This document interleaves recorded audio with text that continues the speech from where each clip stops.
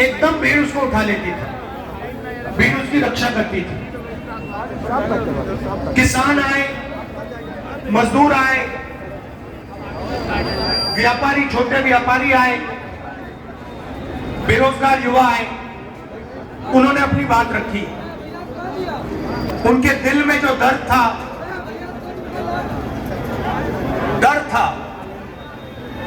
उसके बारे में उन्होंने मुझसे अकेले मिलकर, क्योंकि होता क्या था, बड़ी सी भीड़ थी, भीड़ के बीच में मैं चल रहा था और मेरे चारों तरफ थोड़ी जगह होती थी, तो उसमें लोग आ जाते थे, जैसे आजकल हम यहां जीप में कर रहे हैं। तो आते थे, छोटे व्यापारी कहते थे हमें डर लगता है,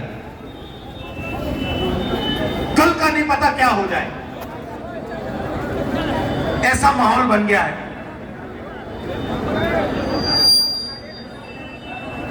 पूरी यात्रा में मैंने नफरत कहीं नहीं देखी।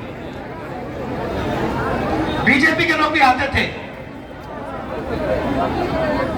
आरएसएस के लोग आते थे, जैसे ही वो यात्रा में आ जाते थे वो प्यार से बोलते थे। तो ये देश मोहब्बत का देश है, ये देश नफरत का देश नहीं है।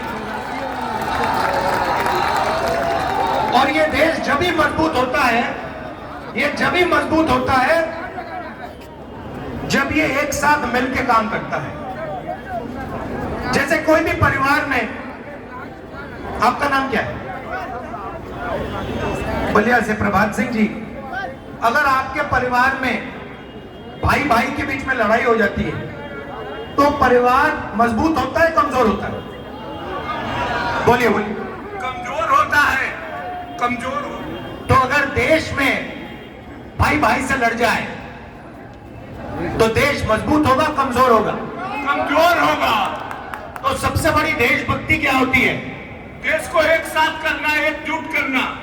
तो देश को एक साथ करना, एकजुट करना, जोड़ना ही इस देश की देशभक्ति है।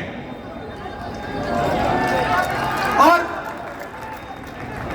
सुनिए, देखिए, अजीब सी बात थी इस देश की, मैं आपको शक्ति बताना चाहता हूं। जैसे अभी मैं यहां आया, मंदिर में मैंने मत्था टेका, गंगा जी का प्रणाम करने आया हूं मैं। उसके सामने, गंगा जी के सामने मैं यहां अहंकार से नहीं आया हूं, मैं सिर झुका के, सिर्फ नीचे झुका के, ऐसे मैं गंगा जी के सामने आया हूं। वैसे ही जब मैं भारत जोड़ो यात्रा में चल रहा था, कि जो भी मेरे सामने आता था, मैंने अपनी टीम को कह दिया, आप इनसे पूछिए। भारत जोड़ो यात्रा से पहले इन्होंने मुझे पूछा, राहुल जी हमें करना क्या है? मैंने उनको कहा, देखो, यात्रा में बहुत सारे लोग मुझे मिलने आएंगे, गरीब लोग आएंगे,